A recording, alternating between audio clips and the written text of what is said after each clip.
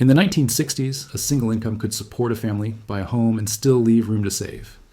In the 2020s, with laptops, smartphones, cloud computing, and artificial intelligence, millions of people work longer hours just to stay afloat. This is not a story about laziness. It is not a story about a lack of technology. It is a story about productivity, the invisible engine behind wages, growth, and living standards, and how it has quietly stalled in the world's richest economies. For more than a decade, the United States, Europe, and Japan have experienced something that should not be happening in an age of relentless innovation. Output per worker has slowed. In some years, it has barely grown at all. And yet corporate profits have risen, asset prices have exploded, and technology has advanced at a pace unmatched in human history. How did we get here? Who benefits from an economy where efficiency rises on paper but prosperity does not spread? And what happens if this slowdown becomes permanent? This is the hidden productivity crisis reshaping the global economy, without headlines, without sirens, but with consequences that reach into every household. To understand why this matters, we have to step back and ask a simple question. What is productivity, really? Productivity is not about working harder. It is about producing more value with the same amount of effort. When productivity rises, societies can afford higher wages, shorter working hours, better public services, and stronger safety nets. Almost every broad improvement in living standards over the last 2 centuries traces back to gains in productivity.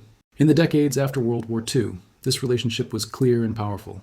From the 1950s through the early 1970s, productivity in the United States and Western Europe grew rapidly. Factories became more efficient, infrastructure expanded, education improved, and technology diffused widely across society. As productivity rose, wages followed. The middle class expanded. One income was often enough to support a household. But sometime in the late 1970s and early 1980s, the story began to change. Productivity growth slowed, not collapsed overnight, slowed.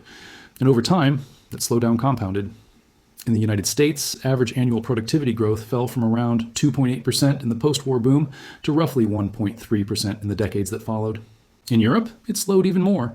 In Japan, productivity growth stagnated for long stretches altogether. At first, this was easy to ignore. Credit expanded, globalization lowered prices, asset markets boomed, living standards appeared to rise, even if wages lagged behind. But beneath the surface, the engine that once lifted everyone was losing power. To see why, we need to return to the era when productivity growth was strongest. In the mid-20th century, capital flowed into factories, infrastructure, and people. Governments invested heavily in highways, power grids, housing, and public education. Businesses reinvested profits into expanding productive capacity. New technologies, electricity, automobiles, mass manufacturing, did not stay confined to elite firms. They spread across the economy, raising output in nearly every sector. This diffusion mattered. Productivity growth was broad-based, not concentrated. When one factory became more efficient, thousands of workers benefited. When logistics improved, entire supply chains became cheaper and faster. Productivity gains translated directly into higher wages because workers were essential to production, and firms competed for labor. Then, the structure of the economy began to change. Starting in the late 20th century, advanced economies gradually shifted away from production toward finance, services, and asset ownership. This shift did not happen overnight, and it was not the result of a single policy. It emerged from a series of incentives that slowly redirected capital away from productivity-enhancing investment and toward activities that generated short-term returns. One of the most important changes was financialization. As financial markets grew larger and more sophisticated, they also became more powerful. Profits increasingly came not from producing goods or improving efficiency, but from trading assets, extracting fees, and leveraging debt. Corporate strategy followed. Instead of reinvesting earnings into new equipment, worker training, or research, many firms found it more profitable to buy back their own shares, acquire competitors, or speculate in real estate and financial instruments. This shift had profound consequences. Capital that once built factories and infrastructure now flowed into assets that inflated prices without increasing productive capacity. Productivity growth slowed, even as balance sheets expanded. At the same time, housing became one of the largest sinks for capital in advanced economies. Homes are essential for living, but they are not inherently productivity enhancing. When more and more investment pours into existing housing stock, prices rise, rents increase, and households devote a larger share of income to shelter, less money remains for education, entrepreneurship, or consumption that drives innovation. In cities like London, New York, and Paris, real estate prices surged far faster than wages. The result was a paradoxical economy. Wealth appeared to grow, but it was locked into assets rather than flowing through productive activity. Another force quietly dragging down productivity was the rise of market concentration. In many industries, competition declined. Large firms acquired rivals, dominated platforms, and built barriers that made entry difficult. In theory, large firms should be more productive. In practice, many dominant companies focused on extracting rents rather than pushing efficiency gains throughout the economy. Technology amplified this effect. Digital platforms allowed a small number of firms to serve massive markets with relatively few workers. Productivity gains accrued to shareholders and executives, but they did not spread widely across the labor force. The result was high profits alongside stagnant median wages. At the other end of the spectrum, low interest rates kept unproductive firms alive. After repeated financial crises, central banks held interest rates near zero for years. This policy stabilized markets, but it also created a new problem, so-called zombie firms. These companies generated just enough revenue to service debt, but not enough to invest or innovate. Instead of exiting the market and freeing up resources, they lingered, tying up labor and capital in low productivity uses. Over time, the economy filled with firms that survived without improving. Productivity growth suffered. All of this occurred against a backdrop of rising inequality. As productivity growth slowed, the link between productivity and wages weakened. Workers no longer captured the gains they helped create. In many countries, productivity continued to rise modestly, but wages stagnated.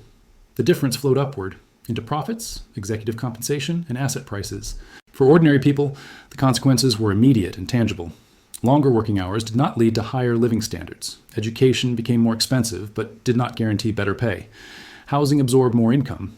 Economic anxiety spread, even in countries that appeared wealthy on paper. The political effects soon followed. When productivity growth is strong, societies can afford compromise. When growth is weak, distribution becomes a zero-sum game.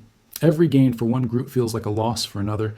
This dynamic fueled resentment, polarization, and the rise of populist movements across the developed world. But this slowdown was not universal. Some countries managed to sustain higher productivity growth by making different choices. In parts of Northern Europe, governments invested heavily in education, training, and active labor market policies. Workers were supported through transitions, allowing new technologies to spread without leaving large segments of society behind. Productivity gains translated more directly into wages.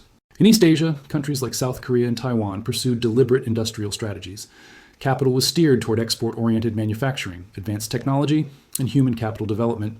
Productivity rose not just in elite firms, but across entire industries. These examples reveal an uncomfortable truth. Productivity decline is not inevitable. It is shaped by policy, incentives, and institutional design, which brings us to the present moment and to artificial intelligence. AI promises dramatic efficiency gains. In theory, it could automate routine tasks, enhance decision-making, and unlock new forms of innovation. Some studies estimate that AI could raise productivity growth significantly over the next decade. But history offers a warning. Technology alone does not guarantee broad prosperity. Without the right institutions, AI may deepen the very problems that caused the productivity slowdown in the first place. If AI boosts profits without raising wages, inequality will widen. If it displaces workers without retraining and support, productivity gains will not translate into higher living standards. The critical question is not whether AI increases productivity. It is who captures the gains. If AI becomes another tool for rent extraction, concentrated in a handful of firms, deployed to cut labor costs rather than expand opportunity, the productivity crisis will persist, even as technology advances. If, instead, societies invest in diffusion, training workers, supporting transitions, and ensuring competition, AI could help rebuild the engine that once powered shared growth. The future hinges on choices that are being made right now. Governments can redirect investment away from asset inflation and toward productive capacity. Tax systems can reward long-term investment over short-term speculation. Competition policy can limit excessive concentration. Education and training can prepare workers to complement rather than compete with new technologies.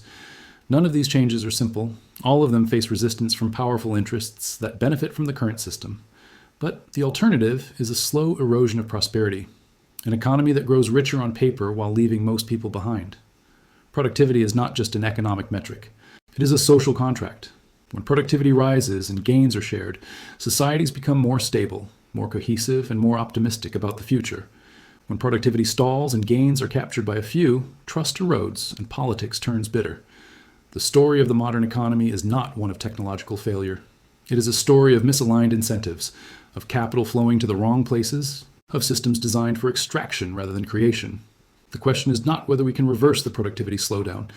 It is whether we choose to, because if we do not, the paradox of our time will deepen, a world more advanced than ever before, yet increasingly unable to deliver the prosperity it promises.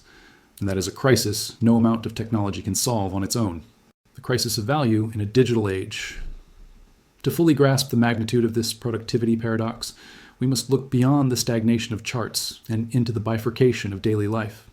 The modern economy has split into two distinct realities, a deflationary world of technology and an inflationary world of essential needs. Thanks to globalization and technological scaling, the cost of digital distractions, large screen televisions, smartphones, and streaming services has plummeted. Yet, the cost of the pillars that actually secure a middle-class life, healthcare, childcare, higher education, and housing, has skyrocketed, often outpacing inflation by double or triple digits. This creates a disorienting experience for the average American worker. They are surrounded by cheap, high-tech abundance, yet they feel increasingly precarious. This is the tangible result of the productivity stall. We have become highly efficient at producing things we want, but increasingly inefficient at providing the things we need. This disconnect is exacerbated by the gig economy and the erosion of the employer-employee relationship. In the quest for short-term efficiency, corporations have unbundled jobs into tasks, replacing stable careers with contract work. While this boosts revenue per employee's metrics, making firms look more productive on Wall Street, it shifts the overhead costs of healthcare, retirement planning, and stability onto the individual. The result is a workforce that is technically working, yet exhausted by the administrative burden of simply existing. When a worker spends hours navigating a complex health insurance claim or driving for a rideshare app to supplement their income, that effort shows up nowhere in productivity statistics. It is invisible labor, born from a system that prioritizes the velocity of capital over the stability of human capital. Furthermore, we are approaching a reckoning regarding how we define value. The sectors that are most resistant to productivity growth are often the most human-centric: nursing, teaching, caregiving, and the arts. You cannot make a string quartet play faster to increase efficiency, nor can a nurse care for twice as many patients without degrading the quality of care. As the economy shifts from manufacturing to services, these low-productivity sectors are becoming the dominant source of employment. The danger of the AI revolution is that it may attempt to apply an industrial logic to these deeply human endeavors. If we use AI merely to squeeze more efficiency out of doctors or teachers, turning patients and students into data points to be processed faster, we will not solve the productivity crisis. We will merely automate burnout. True prosperity in the 21st century requires a fundamental revaluation of labor. We must stop viewing wages solely as a cost to be minimized and start viewing them as the engine of demand and social cohesion. A sustainable economic model would direct capital not just toward algorithms that trade stocks in microseconds, but toward the physical world, retrofitting cities for climate resilience, rebuilding crumbling supply chains, and crucially, rewarding the care work that underpins all other economic activity. Ultimately, the productivity slowdown is a signal that the old engine has run its course. We cannot financialize our way to growth, nor can we simply code our way out of structural inequality. The next great leap in productivity will not come from a new gadget, but from a new social consensus, one that recognizes that an economy is only as efficient as the well-being of the people who power it. Without this shift, we risk building a future that is incredibly smart, yet profoundly broken.